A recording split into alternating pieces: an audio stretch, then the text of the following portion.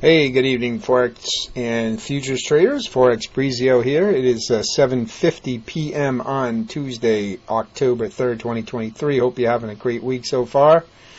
And I'm back with a video here, and this one is in regards to the trading the futures markets. And I suppose you could do this on any asset, but this is my favorite setup when I'm trading, day trading futures. Now, and I will stress that I only day trade futures. I don't hold any of these positions overnight, and I don't scalp. So I'm looking to take positions where, I can hold the trade for at least half the day anyways. And what we saw today was one of those good setups that I really look for, and the ones that I find are the most profitable, although this one wasn't perfect, at least in terms of how it played out. But the setup, at least before the day started, was really good, and this is exactly what I'm looking for. So what you're looking at here is the 30-minute chart of the Nasdaq futures, okay? And you can look at this anywhere from probably the 10-minute up to the 30-minute chart to look for the setup. It just depends how much you want to zoom in and what you want to look for. But basically, you can see what I'm looking at here is this range. So now this range was created starting the previous day. So what I'm looking for is a range that began to set up sometime during the previous market. Now this happened to set up really from the very beginning of yesterday, because this is, as you can see on the screen there, is 1400 hours, which is 10 a.m. My time. My broker time is 1400, but that's 10 o'clock in the morning New York time, so it's a half hour into the session. But any time between, during the previous day, whether that channel starts, that range starts early or later in the day or whatever, and I want to see that go all the way through the overnight and into the pre-market hours, okay, which is what we saw. So if I roll my cursor forward here, okay, so this right here, this candle right here was the opening. This blue candle right here was the opening of the U.S. future session. Now, the reason why I said this is not perfect in terms of how the risk to reward potential is because typically what I like to see, and what usually happens with this, is that you will get, when the market opens after it's been range trading like this, okay, assuming that the large banks, hedge funds, big traders want to break this market and go in one direction or the other, well, they need to have liquidity. They need to manipulate the market because they can't just go and just run it in the direction they want. It's the same thing in the Forex market or any market. They need to, pull retail traders in to one direction, then go the other way. They need that liquidity. Okay, they need that market manipulation and and fooling people. That's why I always say the first half hour of this market is typically not something that you want to do. You want to wait at least a half an hour into the session. And so what we usually see in this case, now, and again, guys, I'm not talking about scalping this on a 1 or a 5 minute time frame where you could have just, maybe played it off this low. But even that, I don't know if that would have worked, because if you were trading the range, you would have maybe gone long somewhere in here, hoping that it went all the way back to the other end of the range. Well, you didn't get that. It only went about 2/3 of the way, and then it collapsed, which is part of the reason why I don't like range trading. So again, this is not talking about a 1 or 5 minute scalp. Okay, this is a day trade. Again, where I'm looking to hold this for at least half the day. Okay. So ideally, what happens in these, if the price is going to go down, is that you'll see the market will open, and sometime within the first half hour to an hour, you will see you'll see very impulsive bullish action up towards the top of the range. Okay, that will suck in retail traders to either go long from this level somewhere in here, thinking that, they're going to catch an early breakout to the upside. Or what will happen is it'll get up to the top of the range, it'll poke through. You may even get a candle, a 10 or 15 minute candle closing above this range a little bit, closing on the high, maybe not a big wick. And you'll suck people in, breakout traders to the long side. Or people won't even wait for the candle to close. They'll pop in here, the candle will break, it'll still be moving. Again, talking about a 10 to 15 minute candle. And while the candle is still forming, they think they're going to jump on it early and they'll go long, only to have that candle wick out and then close back inside the range and immediately put them in drawdown, force them to close their trade, stop them out, whatever. Now, in this case, it never got to the top of the range. It did run higher, and they tried, but it never went higher. So it's not a perfect setup. Now, he did take the trade, and I got out down right here at the close of this low. So it did go a little bit lower, but I basically took it back to this previous low right in here. Okay, but if this had gone all the way up and then closed up here and then went down, this would have been obviously a much better risk to reward ratio. I put my stop above this swing. I did enter on a shorter time frame, and this is the thing, you can see this big 30-minute candle. So obviously if you had waited for this candle to close to the downside, you would have gotten a really bad fill.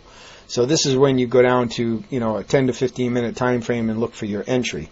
But again, normally what they do is they'll run it up here and you'll get at least one candle close above, and you wait for that candle to close. At very minimum, you need to wait for that candle to close. And it doesn't have to be a 30-minute candle. It can be a 10 or 15-minute candle. I don't really like going any lower than that because you could get a couple of 5-minute candles closing and still, above there and still have it go down. So I like to give it a little time. So I don't usually go less than about a 10-minute candle. But a 10, 15, maybe 20-minute candle, but prefer 10 to 15. And then I'll drop to a shorter time frame, down to the 5, and I'll look for a nice bearish price action to get in short. Because obviously on this 30-minute candle right here, there were 6 5-minute candles built into here. So if we actually go down to the 5, you can see we had this one big one. This would have been your perfect place to get in. Okay, so you can see the impulsive price action pushed it up, and then they dropped it. Okay, now again, it's not ideal because what I would have preferred to have seen is them run this back up to the top of the range and even poke through here, and then I would have been looking for shorts right there. And then, you would have had a much bigger risk to reward ratio. But you take what the market gives you. I did take it, and it still was a profitable trade. So this is really what I like to see. I come to the charts and I see this really well-defined sideways range. Again, and this range would start sometime during the previous session. In this case, it started at the very beginning. We really didn't do much yesterday. We just kind of traded in between this range all day. And then have that range continue on into the overnight and then the pre-market hours. And then as soon as I see that, obviously this jumps right off the chart. It's very obvious what it's doing, that it's range trading. I'm looking for a breakout. Now, which side am I looking for the breakout? Probably in the direction of the larger trend, which of course is down. If you jump out to a 2-hour chart, we have a downtrend. So my bias was to the downside either way based on the long-term chart, but still, you never know 100% for sure. So, and you can see you can do this. There's no indicators on the chart here. I just drew these 2 lines, and that's it. And then, you can adjust your stop or your take profit level as you see fit, as the price hopefully goes in your favor. And, give the trade a little breathing room to start because, you never know. You could get a retest of this high before it continues. In this case, it didn't. It just dumped lower, and that was fine. So this is a really, really nice setup. The market really wants to break out of these zones, and you don't usually get this for more than one day.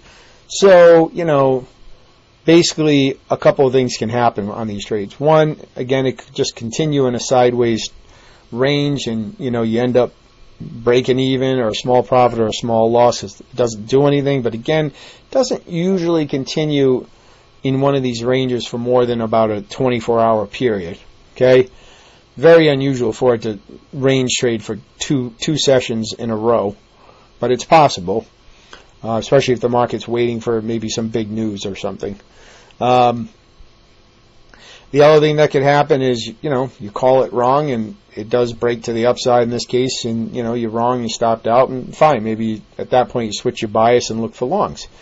And, the other thing, just generally, you have to look for and be on the lookout for are false breakouts. So we talked about it breaking out falsely to the upside, which it really didn't do, because I would consider it a false break if it came back to the top of this trend line, but it didn't. But still, you could still consider this a false breakout to the upside. This was a pretty bullish candle. It didn't close on the high, but still considered a bullish candle. And if you went to a shorter time frame, it would look pretty bullish. So false breakouts can happen, and you don't want to get caught on the wrong side of it. And again, usually that's going to happen during the early part of the session. For these markets, again, you're usually talking about 30 minutes to 1 hour into the session. All right. Usually after that, the market's going to show its hand. If it's going to do anything for the day, it's probably going to do it at that point. And that's what it did. It pushed up for that first half hour, and then it dumped, and it really just went down the rest of the day. We had a couple little pullbacks, right here. And there was another one right here at the very end of the day. In the last couple hours where, this was basically, I'm sure this candle right here was just profit taking, because you can see it went up. This was all profit taking, because in the last couple hours the market just moved sideways and did nothing. So this blue candle was not buying. This was profit taking. Okay, with this one there's just a little pullback. Probably some scalpers that played the breakout, and then the market dumped again. And again, this big blue candle right here was late day profit taking, because then you can see what happened after that. These tiny little, very low volume, low range candles, where the market just kind of petered out for the day in the last couple of hours. So that's really it, guys. Now, you're not going to get these setups every day. I'm not saying this is the only time I trade this, but man, when you see this, a very well-defined range from the previous day and overnight, that's definitely a one you want to keep a very close eye on. Okay, and again, this is the NQ. I didn't look at the ES because I only traded the NQ, but let's look at the ES. So, and let me just take this indicator off so you just see the price action. And on here we don't have that as well defined. So let's go back to yesterday's open. Yesterday's open was right here. So we do have it, but you just have to go to a shorter time frame to see it. It's basically right here. This was the open yesterday. Okay, and we had this right here. So we did have it here. It's just not as well defined on this time frame. So this is what I'm saying. You have to play around with the time frame. Here's the 15 minute. You can see it pretty clear on here. Okay. So we did have it on both instruments. If I have a choice, I will take the Nasdaq every time. The Nasdaq is, the point value is worth a lot more. I mean, it's risk to reward ratio. If you're wrong, you're going to lose more. But you just have to control your risk. But for the same essential movement on the chart, there's more profit potential with the NQ than the ES. So that's just the way it is. So if I see two setups looking this way on both instruments, I'm more likely to take the NQ than the ES. But if you take the ES, it's fine too. And you're for every one contract, you're not risking as much, so that's a good thing. But your profit potential will be lower too. So, all right, and so that's basically it. And this is why you have to play around with the time frame, because it's just a different view. That's all. The way the NQ moves, it's just different than the ES. So you have to just play around with the time frame. So again, this is the 15-minute ES, versus this, which is the 30-minute NQ. Okay. But when you see the setup happening, at that point you want to, start looking at your shorter time frame. You don't want to stay on a 30-minute time frame, because if price moves impulsively, you're going to miss most of the move, which you would have here.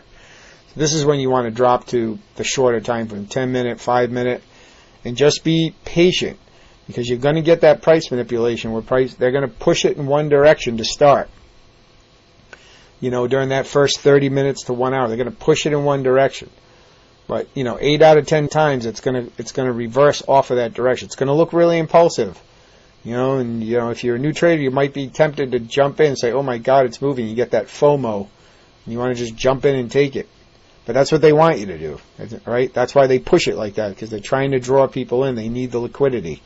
They want to tap all that liquidity, tap all those orders, trigger all those stop losses, trigger people to go long. and then push it south, and they get to grab all that liquidity when those people close out their positions and or get stopped. They take all that liquidity. Okay, that's just the way it goes. So be patient, wait for the setup. Don't get sucked in by the first move of the day, and that first half hour. But if you want a really good setup to play off of, this consolidation is really nice. Now, you're not always going to get this. You would think that like every overnight session you'd see this, but you won't. Okay? There's going to be some overnight sessions where the price may actually move, and it'll look like just a regular part of the trend, maybe smaller candle, smaller range, but the price basically moves during the overnight or during the early pre-market session, or sometime, it breaks out of the range during the late session the day before. So you're not always going to see this. Even though you would think that the lower volume overnight session you'd always get this range, but you don't.